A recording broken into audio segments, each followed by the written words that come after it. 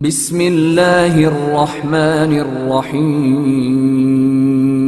بسم اللہ الرحمن الرحیم وہنا مسائل الاولی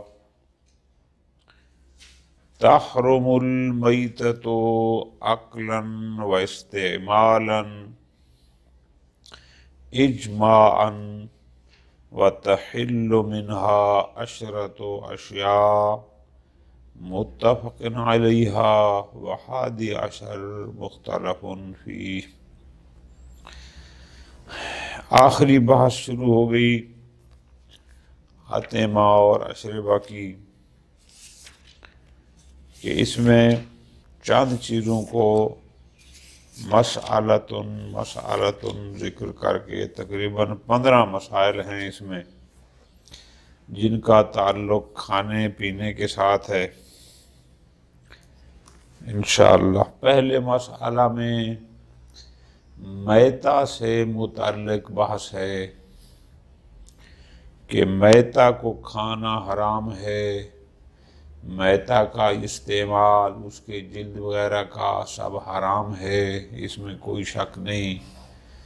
میتہ ہر اس حیوان کو کہتے ہیں کہ جو شرعی طریقے سے ذبح نحر نہ کیا گیا ہو یا وہ اصلاً قابل تزکیہ ہی نہ ہو، تو اس میتہ کا استعمال نہ کھانے کے لحاظ سے صحیح ہے اور نہ ہی دیگر حوالوں سے، لیکن اسی میتہ کے جسم کے بدن کے 10 اجزاء ایسے ہیں کہ جن کا استعمال حلال ہے، اور 11ویں چیز ہے اس میں اختلاف ہے کہ آیا وہ جائز ہے یا جائز نہیں۔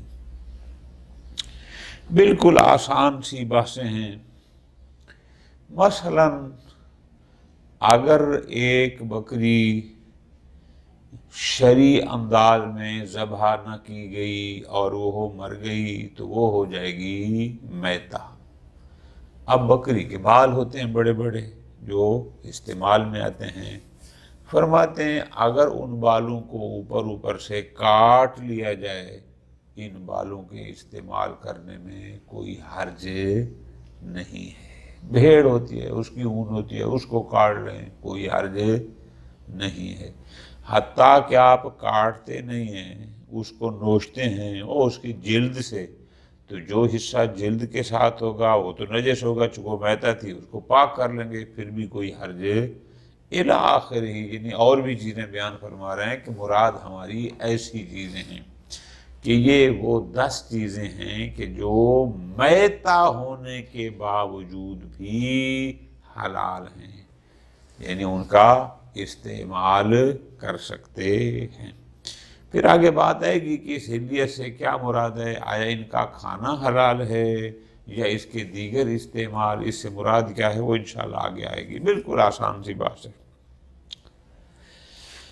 وَهُنَا مَسَائِلُ الْأُولَى، پہلا ٹوٹل 15 مسائل اس میں بحث کریں گے انشاءاللہ۔ پہلا ہے تحرم المیتۃ اجماعاً، میتہ حرام ہے، اس میں کوئی اختلاف، کوئی دو نظریے نہیں ہیں۔ عقلاً یعنی اس کا کھانا بھی حرام، واستعمالاً استعمال سے مراد کیا، یعنی دیگر ان سے اس کی جلد میں سے وہ کو استفادہ کرنا، اسے کچھ کرنا، یہ سب حرام۔ وَتَحِلُّ مِنْهَا، البتہ اسی میتہ میں سے کچھ چیزیں ہیں کہ جو حلال ہیں، جن میں سے 10 کی حلیت پر اتفاق ہے، البتہ 11ویں مختلف فی ہے، کیا ہے وہ صحیح ہے یا نہیں۔ اچھا جی، کون کون سی ہیں 10؟ اب تفصیل کے ساتھ آ جائیں۔ وہ 10 چیزیں کون سی ہیں جو اتفاقی ہیں میتہ میں سے کہ جو حلال ہیں؟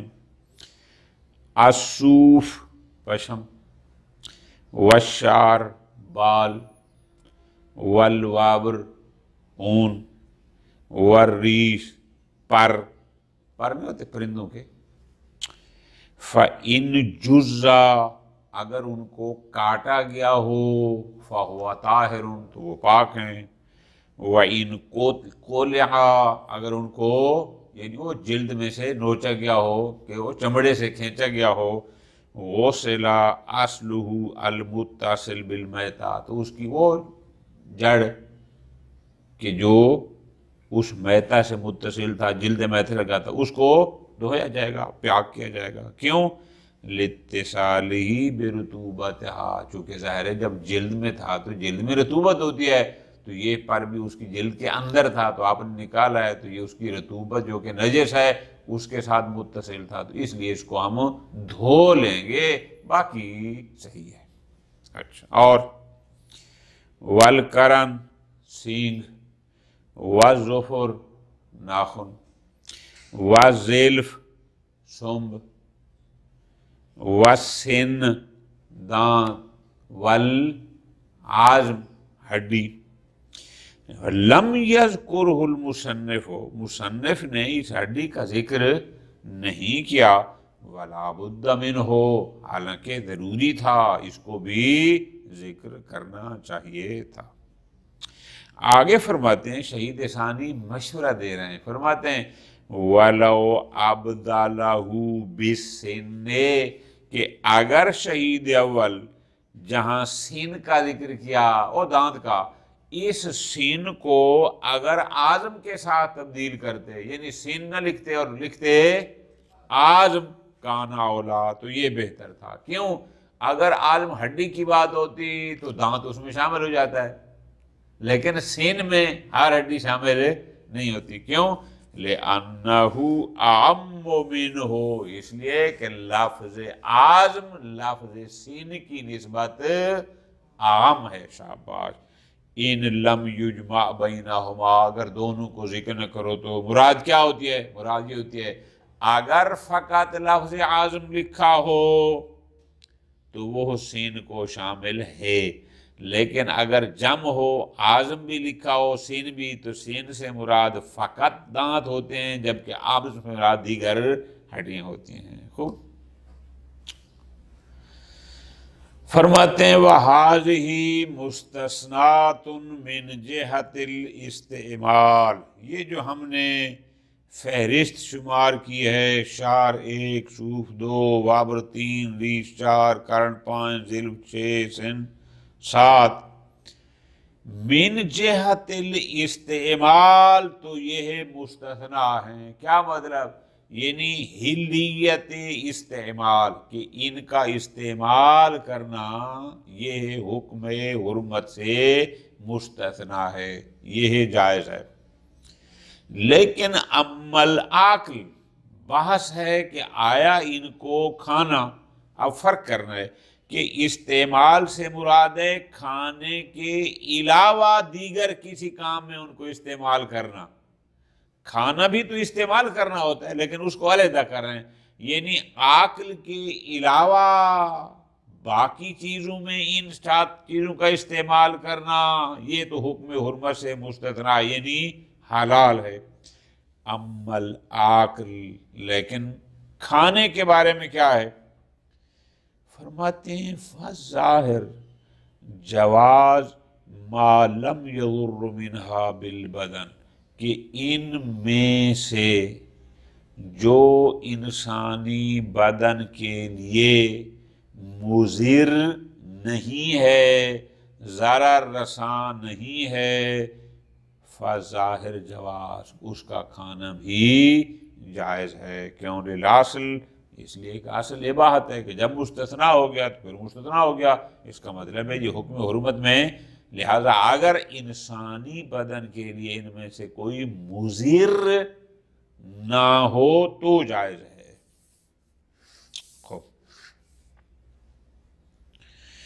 وَيُمْكِنُ دَلَالَةُ إِطْلَاقِ الْعِبَارَةِ عَلَيْهِ شہید اول نے ایک لفظ لکھا میری جان، کیا؟ وَتَحِلُّ مِنْهَا اور لفظ حلیت لکھا ہے نا، تو اس کا مطلب ہے شہید کا یہ کہنا کہ تحلو، اس کا مطلب ہے دیگر استعمالات کے ساتھ ساتھ عقل بھی جائز ہے، کیونکہ لفظ حلیت سب کو شامل ہے کیجیے۔ اچھا ٹھیک ہو گیا۔ ایک تو لفظ تحلو سے پتہ چلتا ہے کہ دیگر استعمال کے ساتھ ساتھ ان کا عقل بھی جائز ہے۔ وَبِقَرِینَةِ قَوْلِهِ، پھر آگے فرماتے ہیں ان کے ذکر کے بعد کچھ اور چیزیں لطف لینا ہے۔ شہید اول ذکر کر رہے ہیں کہ جن کا تعلق کھانے سے ہے، کہ ان کو کھایا جاتا ہے، اور ان کو شہید اول بھی مستثنیات میں ذکر کر رہے ہیں کہ میتہ کی فلاں فلاں شے بھی حلال ہے، جبکہ ان کو کھایا جاتا ہے۔ تو اس کا مطلب ہے اگر ان کا تعلق عقل سے ہے تو یہ جو 6-7 پہلی ہیں، اس کا مطلب ہے اس سے مراد جواز عقل ہوگا۔ وَبِقَرِینَةِ قَوْلِهِ، یعنی کیا مطلب کہ شہید اول نے جو تحلو کہا تو اس سے لگتا ہے کہ یہ جو بات 6-7 جو پہلے ذکر کیے ان میں عقل بھی حلال ہے۔ کیوں؟ اس لیے کہ انہی کی فہرست میں جو بعد میں چیزیں ذکر کی ہیں ان کا تعلق کھانے سے ہے۔ بات سمجھ رہے ہیں نا؟ تحلو فلاں فلاں فلاں، اور آگے پہنچ جاتے ہیں انڈے پر، اور انڈے کو کھایا جاتا ہے۔ تو اس کا مطلب یہ جو پہلی چیزیں ہیں ان میں بھی ان کے نزدیک عقل جائز ہے۔ قرینہ بعد والی عبارت ہے۔ اچھا اب پوری توجہ آگا۔ شعر 1 صوف 2 بابر 3 ریش 4 کرن 5 ذیل 6 سین 7، عزم کی بات بھی آ گئی۔ آگے والبیز، انڈا، میتہ کے انڈے، اِذَقْتَسَلْ قَشَرُ الْأَعْلَى السَّلْبَا، کہ جب اس کا اوپر والا چھلکا سخت ہو جائے، یعنی ابھی بہت نرم نہ ہو، ٹھیک ہے نا جی، سخت ہو جائے تو پھر وہ بھی مستثنیٰ ہے۔ وَإِلَّا، یعنی اگر اس کا اوپر والا چھلکا بھی سخت نہیں ہوا، کانا بحکمہا، یعنی پھر وہ کانا بحکم المیتہ، پھر وہ میتہ کا حکم ہے، پھر وہ حلال نہیں ہے۔ ٹھیک ہو گیا جان؟ اچھا آگے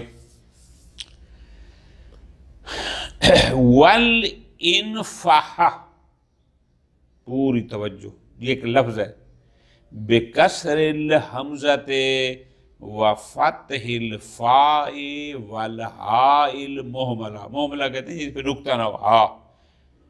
انفاح ایک لغت یہ ہے، وَقَدْ تُكْسَرُ الْفَاء، انفیحا یہ بھی پڑھا جاتا ہے۔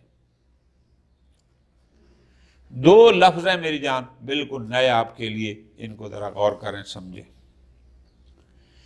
اردو میں ہم کہتے ہیں اوجڑی، اوجڑی نہیں ہوتی، یہ جو ہم جانور ذبح کرتے ہیں تو اس کے اندر سے جو اوجڑی نکلتی ہے، بازاروں میں پکتی بھی ہے۔ دو لفظ استعمال ہوئے ہیں، ایک ہے انفحا، ایک ہے کیرش، بضم الکاف و سکون را۔ کرش اوجری کہتے ہیں۔ یہ باس کیا ہے؟ ذرا توجہ کرنی ہے۔ فرماتے ہیں بکری کا بچہ یا بھیڑ کا بچہ کچھ عرصہ سوائے اپنی ماں کا دودھ پینے کے اور کوئی چیز نہیں کھاتا، ٹھیک ہے جی۔ پھر جب تھوڑا بڑا ہو جاتا ہے تو پھر وہ ساتھ گھاس شاس کھانا بھی شروع کر دیتا ہے، ٹھیک ہے جی۔ اچھا اب جب وہ گھاس شاس کھانا شروع کر دے، وہ جو اس کے اندر جیسے انسان کا معدہ ہوتا ہے، جانوروں کی اوجی ہوتی ہے، اس میں جو وہ جاتا ہے اس کو کہتے ہیں کرش۔ لیکن جب تک وہ صرف ماں کا دودھ پیتا ہے اور کوئی چیز کھاتا نہیں ہے تب تک اس کو کہتے ہیں انفحا۔ ایک مادہ ہوتا ہے، لغات نے بھی یہی لکھا کہ وہ جو ماں کا دودھ پیتا ہے نا، وہ اندر جا کے ایک مادے میں تبدیل ہوتا ہے، پھر اس کو نکالا جاتا ہے، یا اس زمانے جو لوگ نکالتے ہوں گے چھوٹے بچوں کا، یا اس کو میتا فرق، اور اگر وہ چھوٹا بچہ تھا وہ مر گیا میتا ہو گیا تو اس کا وہ مادہ نکال کے ایک خاص طریقے سے اس کو بناتے تھے، اور اس کو بنا کر جیسے پنیر ٹائپ چیز بنتی ہے وہ بن جاتی تھی اس مادہ سے، اس کو کہتے ہیں انفاحہ۔ اب ہماری فہرست کیا چل رہی تھی کہ وہ 10 چیزیں میتا میں سے حلال ہیں، تو ہم پہنچے ہوئے تھے والبیض، انڈا، اور آگے اسی طرح فرماتے ہیں حلال ہے، کیا حلال ہے میتا میں سے؟ انفاحہ بکسر الحمزہ وفتح الفاء والہا، فا اور ہا دونوں پر فتح پڑھیں گے تو یہ بنے گا انفاحہ۔ وقت تکسر الفا، بسا اوقات لوگ اس کو انفیحہ بھی پڑھتے ہیں۔ یہ انفحہ کسے کہتے ہیں؟ اب لطف لینا ہے۔ اب اس میں خود اہل لغت کا بھی اختلاف ہے، بعض اس کو ظرف کے معنی میں لیتے ہیں کہ انفحہ ظرف ہوتا ہے، اس کے اندر کوئی شے ہوتی ہے، بعض معنی کے لحاظ سے یہ مظروف ہے، یعنی یہ وہی اندر والا مادہ ہے جو اوپر کسی شے میں ہوتا ہے قدرت الہی سے۔ ابھی ہم پڑھتے ہیں، ذرا غور کرنا۔ قال فی القاموس، پہلے ہم پڑھتے ہیں قاموس لغہ۔ قاموس لغہ والا کیا ترجمہ کرتا ہے؟ وہ انفحہ کی تفسیر کیا کرتا ہے؟ وہ یہ کہتا ہے ہی شیء، انفحہ ایک مادہ ہوتا ہے، یستخرج من بطن الجاد، یعنی بکری کا بچہ جو بھی پہلے سال میں ہوتا ہے اس کے پیٹ سے نکالا جاتا ہے۔ کون سا داد؟ یعنی جادج، بکری کا بچہ، الراضع، جو ابھی دودھ پیتا ہے ماں کا، ابھی اس نے گھاس شاس کھانا شروع نہ کیا ہو۔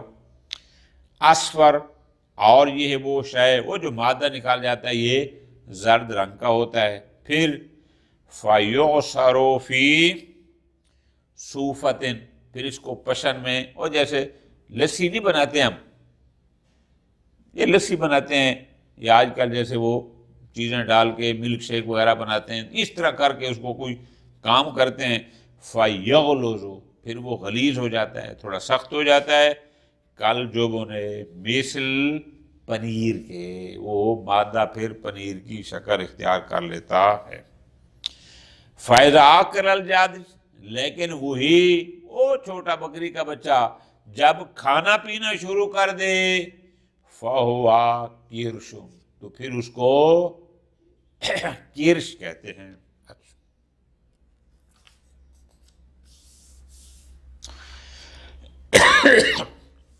شہید ثانی بحث کر رہے ہیں لطف لینے آگا، کیا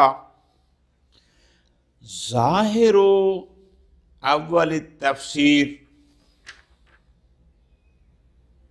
اچھا، اب اس تفسیر کا مطلب، اس کے جو انفحہ کی تفسیر کی ہے صاحب قاموس نے، اس کا مطلب ہے، یہ تقاضا کرتی ہے یقتضی کون الانفحہ ہی اللبن، کہ انفحہ در حقیقت یہ وہی دودھ ہوتا ہے، وہ جو بکری کا بچہ ماں کا دودھ پیتا ہے یہ وہ تھا، لیکن المستحیل، اب اس کا استحالہ ہو گیا، یعنی اس دودھ نے دوسری وہ قسم کو قبول کر لیا، فی جوف الصخلۃ، یعنی اسی وہ بکری کے بچے کے پیٹ میں اس کا استحالہ ہو گیا۔ فَتَكُونُ مِن جُمْلَةِ، لہٰذا اب یہ بھی انہی میں سے ہو جائے گا کہ مَا لَا تَحُلُّهُ الْحَیَاۃ، جن میں حیات روح حلول نہیں کرتا، لہٰذا اس کا استعمال بھی جائز اور اس کا عقل بھی جائز۔ یہ ہو گئی ایک تفسیر جو صاحب قاموس نے کی ہے۔ یہ اس کا مطلب ہے یہ انفہا در حقیقت وہی دودھ ہوتا ہے جو یہ اپنی ماں کا پیتا تھا اور پھر وہ اس کے پیٹ میں اس کا استحالہ ہو گیا اور کوئی اور چیز میں، ٹھیک۔ وفی الصحاح، صحاح والا کیا کہتا ہے؟ وہ کہتے ہیں الانفاحۃ کرش الحمل او الجادی ما لم یاکل۔ حامل کہتے ہیں بھیڑ کے بچے کو اور جادی کہتے ہیں بکری کے بچے کو۔ بکری کا بچہ یا بھیڑ کا بچہ جب تک کچھ کھاتا نہیں ہے، یعنی مراد کیا، صرف ماں کا دودھ پیتا ہے اور کھاتا نہیں ہے، تو یہ انفہا اس حمل یعنی اس بھیڑ یا بکری کے بچے کا انفہا کرش ہوتا ہے، یعنی یہ اس کی اوج ہوتی ہے، اوجری اس کہتے ہیں۔ فائدہ آکلا، لیکن جب وہ گھاس شاس کھاتا ہے، باقی چیزیں کھاتا ہے، فہیا کرشن، پھر یہ کرش ہوتا ہے۔ یعنی ان کے نزدیک اس اوج ہی کے دو نام ہو جائیں گے کہ جب تک صرف دودھ پیے اس کو انفہا کہتے ہیں اسی اوج کو، جب وہ گھاس شاس کھانا شروع کر دیتا ہے پھر اس کا نام ہو جاتا ہے کرش۔ وَقَرِيبٌ مِّنْهُ مَا فِي الْجَمْهَرَةِ، صاحب جمہرہ نے جو تعریف کی ہے وہ بھی اسی صحاح اللغہ والے کے ساتھ ملتی جلتی ہے۔ اچھا، وَعَلَى هَذَا، پوری توجہ، اب اگر ہم اس تفسیر کو لیں جو صحاح والے نے کی ہے، فَهِيَ مُسْتَثْنَاتٌ مِّمَّا تَحُلُّهُ الْحَيَاةُ، تو اوج وہ تو ایک وہ چمڑے کی چیز ہوتی ہے، ہم نے دیکھی ہوئی، یہ جانور ذبح کرتے ہیں اس میں اوجری نکالتے ہیں، تو اس کا مطلب ہے اس میں تو حیات ہوتی ہے۔ پھر اس کا مطلب ہے کہ اس انفاع کو استثناء کیا گیا ہے ان چیز سے کہ جن میں حیات ہوتی ہے۔ اب پوری تفصیل صاحب قابوس کو لیں تو یہ مما لا تحلہ الحیات میں سے مستثنیٰ ہے، اس کیٹیگری میں جائے گا، اور صحاح والوں کو لیں تو یہ ان میں سے ہے کہ نہ جن میں روح ہوتا ہے، زندگی ہوتی ہے، جیسے چمڑا ہو گیا، جیسے بنا ہو گیا۔ وَعَلَى الْأَوَّلِ، اگر ہم صاحب قابوس کی تعریف کو لیں، فَهُوَ طَاهِرٌ، تو یہ انفہا پاک ہوتا ہے، وَإِن لَاصَقَ الْجِلْدَ الْمَيِّتَ، چاہے وہ اس میت کی جلد چمڑے سے ملاصق بھی کیوں نہ ہو، ظاہر جب اس کے اندر بند ہوگا تو کسی کی چیز کے ساتھ اس کو لگا ہوا تو ہوگا نا، ملاصق تو ہوگا، ٹچ تو ہوگا، خوب پھر بھی پاک ہے، کیوں؟ لن نص ہے، چونکہ حدیث نے کہہ دیا۔ وَعَلَى الثَّانِي، لیکن اگر ہم دوسری تعریف کو لیں، فَمَا فِي دَاخِلِهِ، دوسری تعریف کیا تھی کہ یہ تو انفہا وہ کرش ہو جائے گا، یہ ظرف ہو جائے گا، تو اس کا مطلب ہے جو کچھ اس کے اندر ہوگا وہ مظروف، وہ تو ہوگا طاہر قطعاً، وَقَضَى ظَاهِرُهُ، اور اس کا جو ظاہر ہے یعنی جو اوپر ظرف ہے جو چمڑے سے اس کے بھاگنے لگا ہے وہ بھی پاک ہے بالاصالہ۔ چلو اصالتاً تو وہ کرش ہو گیا پاک، لیکن حال ینجس ہو بالعارض بملاصقۃ المیت، ٹھیک ہے اصالتاً تو وہ پاک تھا، لیکن پورا حیوان جو مہتا ہو گیا تو آخر وہ بھی پیٹ کے اندر ہے، تو وہ اس مہتا کے باقی گوشت سے جلد سے اس نے ٹچ تو کیا ہے نا، الصاق تو ہوا، تو لہذا نجاست ذاتی نہیں تھی لیکن نجاست عرضی تو اس میں آ سکتی ہے۔ فرماتے ہیں وجہن، دلیل تو بنتی ہے کہ ٹھیک ہے ذاتاً وہ پاک تھا، لیکن جب اس کا سارا گوشت حرام ہو گیا، میتہ نجس ہو گیا، تو وہ جو اوش تھی وہ اس کے گوشت کو بھی تو لگی ہے، وہ تو سارا نجس ہو گیا، تو اس لیے عارضی طور پر ہم کہہ سکتے ہیں کہ وہ بھی نجس ہوگا، وجہ مراد ہے۔ وفل ذکرہ، لیکن اسی شہید اول نے اپنی کتاب ذکرہ میں کیا کہا؟ الاولا تطہیر ظاہرہا، کہ اولا کیا ہے کہ اس انفہا کے اوپر والے حصے کو جو میتا کے ساتھ ٹچ ہے، اس کو لگا ہوا ہے، اس کو اولا بہتر ہے کہ اس کو پاک کیا جائے۔ اچھا، لیکن اطلاق الناس، لیکن اگر ہم روایت کو دیکھتے ہیں، یقتضی طہارتا، وہ تقاضا کرتی ہے کہ نہیں یہ پاک ہے مطلقہ، یعنی اصالتاً، ظاہراً، باطناً، اور ظاہراً سب کچھ ختم۔ خوب، اب فرماتے ہیں نا، یب کا شک، پوری توجہ، فی کون الانفاحت المستثنات۔ اب ایک بات اور ہے کہ چلو حدیث آ گئی کہ میتا میں سے جو انفحا ہے وہ ہو مستثنا ہے، وہ حلال ہے، ٹھیک ہو گیا، لیکن بات اس میں ہے حل ہی اللبن المستحیل، کہ آیا یہ انفحا در حقیقت استحالہ شدہ دودھ ہے، کہ یہ جو بچہ ماں کا دودھ پیا تھا وہ اندر جا کر استحالہ ہو گیا اور ایک نئی چیز بن گئی، اویل کرش، یا یہ انفحا لبن نہیں بلکہ یہ کرش ہے، یہ وہی اوج ہے۔ میں نے آپ کو ابتدا میں کہا آیا یہ انفحا مظروف ہے وہ اندر، اویل کرش، یا یہ اوج، یعنی یہ ظرف ہے اور وہ اس کے اندر، یعنی انفحا کہتے کس ہیں؟ آیا انفحا وہ مادہ ہے جو اندر ہوتا ہے، یا انفحا ظرف ہے اور اس کے اندر کوئی اور مادہ ہوتا ہے؟ یہ ہے کیا؟ یہ شک کیوں ہوا؟ بسبب اختلاف اہل اللغہ، چونکہ اہل لغہ نے جو انفحا کے معنی ذکر کیے ہیں اس سے شک ہوا کہ آیا انفحا ظرف کا نام ہے یا انفحا مظروف کا نام ہے۔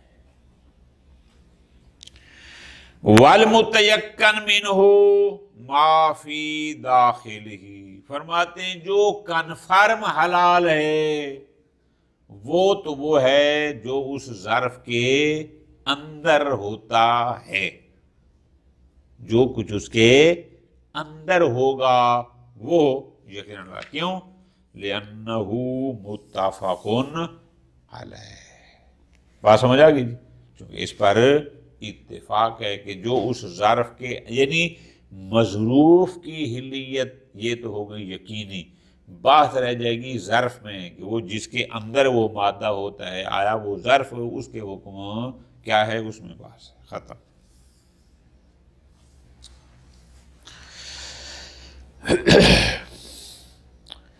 واللبن، اب بحث آ گئی آخری اس کی کہ اگر ایک بکری مر گئی، شرعی انداز میں اس کا تزکیہ نہ ہوا اور اس کے تھنوں میں، پستانوں میں ابھی تک دودھ موجود ہے، آیا یہ دودھ حلال ہے یا حرام ہے؟ مسئلہ سمجھ آ گیا کہ ایک بکری مر گئی، شرعی انداز میں اس کا تزکیہ نہیں ہوا تو وہ ہو گئی میتا، لیکن اس کے ذر میں، اس کے پستانوں میں ابھی تک دودھ موجود ہے، اس دودھ کا حکم کیا ہوگا؟ سوال سمجھ آ گیا؟ فرماتے ہیں اس فہرست کی بات چل رہی تھی نا کہ فلاں فلاں شے میتا میں سے حلال ہے، مستثنا ہے، تو انہوں نے کیا کہا تھا؟ 10 چیزیں تو وہ ہو گئیں، اب 10 کو پہلے کلیئر کر لیں۔ 10 کون سی تھیں آگا جان؟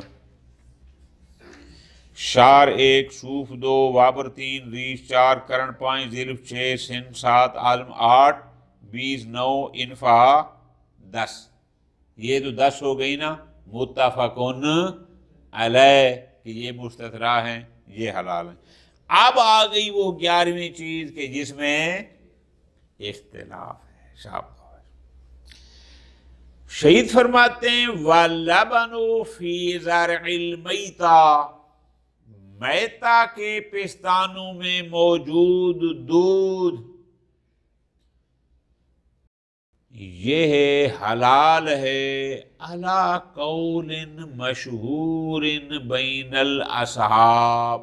اپنی بات نہیں کر رہے، ہمارے علماء میں، بزرگان میں مشہور نظریہ یہی ہے۔ پوری توجہ کرنا، پہلے جو چیزیں ذکر کی ان کی کسی کی طرف نسبت نہیں دی۔ یہاں کیا کہتے ہیں کہ لبن علی قول مشہور، کہ میتہ کے زر میں موجود لبن، لیکن اس کی حلیت کو ڈائریکٹ نسبت دے دی کس کی طرف؟ دوسروں کی طرف، کہ علماء میں مشہور نظریہ یہی ہے کہ میتہ کے زر میں موجود لبن بھی حلال ہے۔ گزارش کی تھی نا 11واں اختلافی ہے۔ وَمُسْتَنَدُهُ روایات، کیوں جی بزرگان نے کیوں کہا کہ زرع میتہ میں موجود لبن حلال ہے، یہ مستثنا ہے میتہ میں سے؟ فرماتے ہیں کچھ روایات موجود ہیں۔ پہلی روایت صحیح ہے زرارہ کی، عن ابی عبداللہ علیہ السلام، امام جعفر صادق علیہ السلام سے، وہ کہتا ہے سالتہ عن الانفاحۃ، میں نے امام سے انفاح کے بارے میں سوال کیا کہ تخرج من الجدی المیت، کہ جو بکری کے بچے میتہ سے نکالا جاتا ہے۔ امام نے فرمایا لا باسا بہ، کوئی حرج، یہ تو کلیئر ہو گیا، پچھلے سے مربوط ہو گیا۔ قلت، پھر میں نے دوسرا سوال کیا، اللبن یکون فی ذرع الشاة، بسا اوقات بکری کے ان پستانوں میں دودھ موجود ہوتا ہے، وقد ماتت، جبکہ وہ میتہ ہو چکی ہے، تزکیہ نا، میتہ ہو چکی ہے۔ قال لا باس بہ، فرمایا کوئی حرج۔ تو یہ ایک روایت ہو گئی کہ اس سے پتہ چلتا ہے کہ میتہ کے زرع میں موجود لبن بھی حلال۔ وقد روی نجاست صریحا فی خبر آخر، ایک اور روایت میں خیر واضح کہا گیا کہ یہ لبن نجس ہوتا ہے، لیکنہ ضعیف السند، لیکن مسئلہ ہے کہ جس نے اس لبن کی نجاست کہا ہے وہ سندن ضعیف ہے۔ ترتیب کے ساتھ اب صحیح زرارہ کے مطابق کیا ہو گیا؟ لا باسا بہ، کہ بے شک میتہ ہے لیکن پھر بھی اس کے پستانوں میں موجود لبن لا باسا بہ، کوئی حرج۔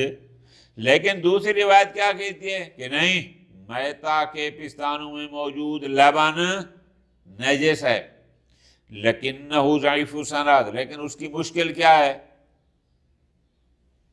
کہ یہ سندن صحیح تھی اور وہ جو نجاست کی صراحت کرتی ہے وہ سندن ضعیف ہے۔ الا انہ، درست سندن تو ضعیف ہے لیکن اس کا ایک اور مسئلہ ہے جو سپورٹ میں ہے، وہ کیا؟ وہ کہ انہ موافق للعاصل، کہ وہ نجاست پر دلالت کرنے والی حدیث بے شک سندن ضعیف ہے لیکن قانون کے مطابق ہے۔ وہ کیسے؟ من نجاست الماء بملاقات النجاسہ، آجان یہ پیشاب ہے، یہ پانی ہے، پاک ہے، بے شک پاک پانی ہے، لیکن جو ہی اس کی ملاقات نجس سے ہوگی، یہ نجس ہوگا یا نہیں ہوگا؟ ٹھیک ہے جی۔ تو دودھ بھی تو مائع ہے نا، کوئی ٹھوس تو نہیں ہے، بہنے والی چیز ہے۔ تو جب اس کا سارا بدن بکری کا، اس کا حیوان کا میتہ ہونے کی وجہ سے نجس ہو گیا تو وہ مائع چیز ہے، وہ بہنے والی چیز ہے، وہ جس چیز سے لگتا جائے گا وہ بھی نجس ہو جائے گا۔ یہاں کوئی کور والا مسئلہ تو ہے نہیں کہ ہم کہیں گے کور تاجہ داری تھا، وہ چکر تو ہے نہیں، یہاں تھوڑا سا دودھ ہوتا ہے۔ خوب، اب قانون کیا ہے کہ جو مائع بہنے والی شے جس نجاست سے وہ ملاقات کرے گی، اس سے ٹچ ہوگی، وہ نجس ہو جائے گی۔ وَكُلُّ نَجِسٍ حرام، اور ہر نجس حرام ہوتا ہے، یہ بھی واضح ہے۔ ٹھیک ہو گیا؟ اب ذرا غور کرنا ہے، جو روایت کہتی ہے لا باس بہ وہ سندن صحیح ہے، لیکن جو روایت کہتی ہے کہ یہ نجس ہے وہ قانون کے اصول و ضوابط فقہیہ کے مطابق ہے۔ نسبت القول بالحل الی الشہرہ، شہید اول کا اس لبن فی ذرع المیتہ کی حلیت کا مشہور کی طرف نسبت دینا تشعر بتوقفہ فی، یہ مشعر ہے کہ یہ خود اس کی حلیت کے بارے میں کوئی قاطع نہیں ہے، متوقف ہیں۔ کیونکہ دیکھو نا جی، پہلی چیزوں میں تو انہوں نے کسی کی طرف نسبت نہیں دی، خود کہا کہ یہ مستثنیٰ ہے، یہ مستثنیٰ ہے، یہ حلال ہے، حلال ہے، لیکن جب لبن کی بات ہے کہا علی قول مشہور، اس کو دوسروں کی طرف نسبت دے دی۔ تو پس نسبت کو دیکھیں کہ مشہور کی نسبت دی، تو اس کا مطلب ہے خود اس میں ابھی متوقف ہیں، کوئی صریح فتویٰ نہیں دے رہے۔ لیکن وفی الدروس، لیکن اسی شہید اول نے اپنی کتاب دروس میں جعلہ اصح، حلیت والے نظریہ کو اصح قرار دیا ہے کہ یہ لبن حلال ہے علل اصح، یہ کہا۔ وَضَعَفَ روایت التحریم، اور جس روایت نے حرمت اور نجاست کی بات کی تھی اس کو ضعیف قرار دیا۔ وَجَعَلَ الْقَوْلَ قَائِلَ بِهَا نَادِرًا، اور جو قائل بالحرمت ہے وہاں کہتے ہیں کہ حرمت کے قائل نادر ہیں، شاذ ہے، اشاذ کل معدوم ہوتا ہے۔ وَحَمَلَهَا عَلَى التَّقِیَّہ، اور حرمت والے نظریے کو حمل کیا ہے تقیہ، ختم۔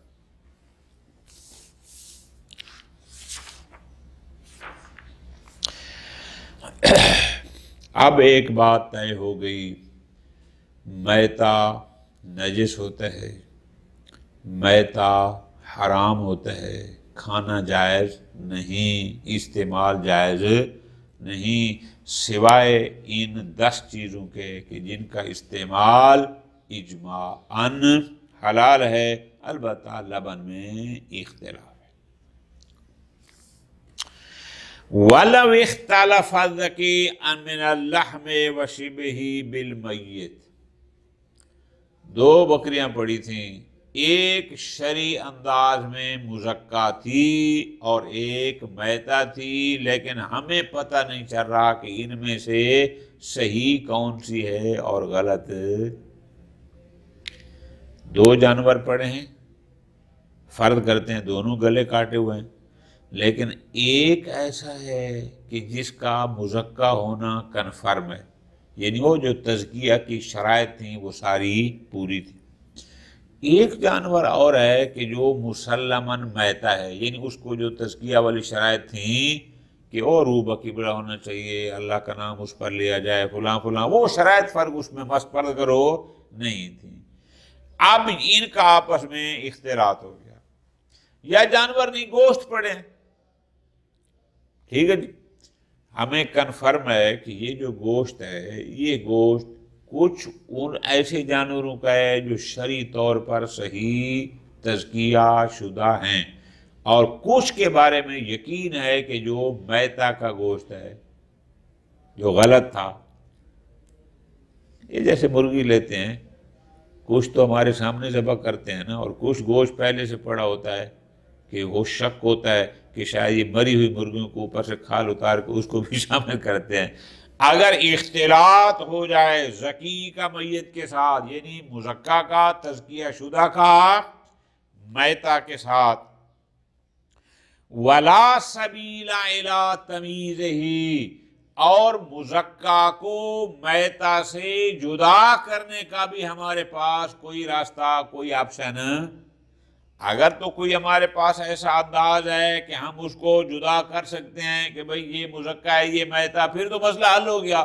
اور اگر ایسا بھی کوئی آپشن ہمارے پاس نہ ہو اور وہ مخلوط ہو گئے، اوشتون بالجمیع، سب سے اجتناب کیا جائے گا۔ وجہ لِوُجُوبِ اجتناب المیت، اس لیے کہ میتہ سے اجتناب کرنا واجب ہے۔ او شبہ تحریمیہ، میتہ سے اجتناب کرنا واجب ہے، اور وہ اجتناب تب تک نہیں ہو سکتا جب تک سب سے اجتناب نہ کیا جائے، لہذا فیاجب، سب سے اجتناب کرنا واجب ہے۔ ٹھیک ہو گیا جی، ختم۔ جناب اگر ہم اس گوشت کو ان لوگوں کے پاس بیچ دیں جو میتہ کو بھی حلال سمجھتے ہیں، چلو ہمارے نزدیک میتہ حرام ہے لیکن ان کے نزدیک تو وہ حلال ہے، ہم اس کو ان کے پاس بیچ دیں۔ وَفِي جَوَازِ بَيْعِهِ عَلَى مُسْتَحِلِّ الْمَيْتَةِ قَوْلٌ، بعض حضرات ایک نظریہ یہ بھی ہے کیا کہ ہم اس قسم کے جہاں میتہ اور مزکہ مخلوط ہو جائے اس کو اس کے پاس بیچ دیں جو میتہ کو حلال سمجھتے ہیں۔ اچھا کیوں جی؟ یہ نظریہ انہوں نے کہاں سے لیا؟ مستندہ صحیحۃ الحلبی، دو روایتیں ہیں، ایک روایت حلبی کی سند کے لحاظ سے صحیح ہے اور دوسری روایت بھی حلبی کی ہے لیکن وہ سند کے لحاظ سے حسن ہے، یعنی ایک صحیحہ کے معیار پر ہے اور دوسری حسنہ کے معیار پر ہے، اور ان دو روایتوں کی بنیاد پر ایک نظریہ یہ ہے کہ اس مخلوط کو ان کے پاس بیچنا جائز ہے جو میتہ کو حلال سمجھتے ہیں۔ وردہ قوم، جبکہ دیگر علماء نے اس نظریے کو رد کیا کہ اس مخلوط گوشت کو جو میتہ اور مزکہ کا مخلوط ہے اس کو اس کے پاس بیچنا بھی جائز نہیں ہے کہ جو میتہ کو حلال سمجھتے ہیں۔ کیوں جی؟ اس لیے نظراً الی اطلاق النصوص بتحریم بیع المیتۃ و تحریم ثمنھا، وہ کہتے ہیں جناب ہمارے پاس ایک آدھ نہیں کئی روایات موجود ہیں جس میں واضح کہا گیا کہ بیع المیتۃ حرام، ثمن المیتۃ حرام، جو میتہ کی بیع کو حرام قرار دیتی ہیں، جو ثمن، اور مطلقہ جس میں یہ بھی قید نہیں ہے کہ آیا ہوا کہ خریدار اس کو حلال سمجھتا ہے حرام، اس کی کوئی قید بھی نہیں ہے۔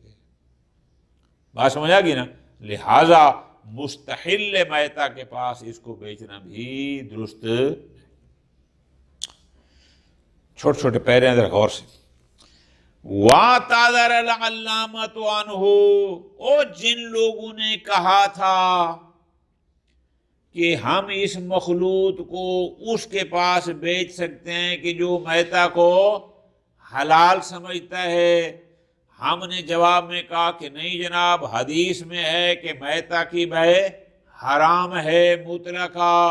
علامہ نے عذر پیش کیا، توجیہ پیش کی، یہ کہہ کر بِأَنَّهُ لَيْسَ بِبَيْعٍ فِي الْحَقِيقَةِ، یہ جو ہم مستحل میتہ کو یہ گوشت مخلوط بیچ رہے ہیں یہ حقیقت میں بیع، حدیث میں ہے کہ بیع حرام ہے، یہ ہم بیع نہیں کر رہے، تو پھر کیا کر رہے ہیں؟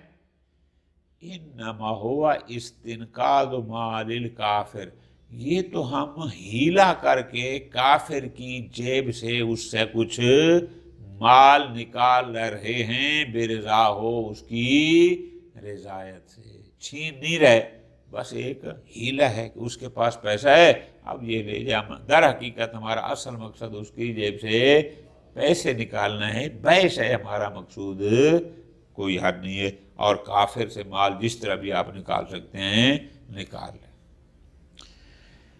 وَيُشْكَلْ، لیکن علامہ کی اس توجیہ پر پھر اشکال ہے، جناب کچھ کافر ایسے بھی ہوتے ہیں کہ جن سے آپ ہیلا بہانہ کر کے بھی مال نہیں نکال سکتے. کیسے؟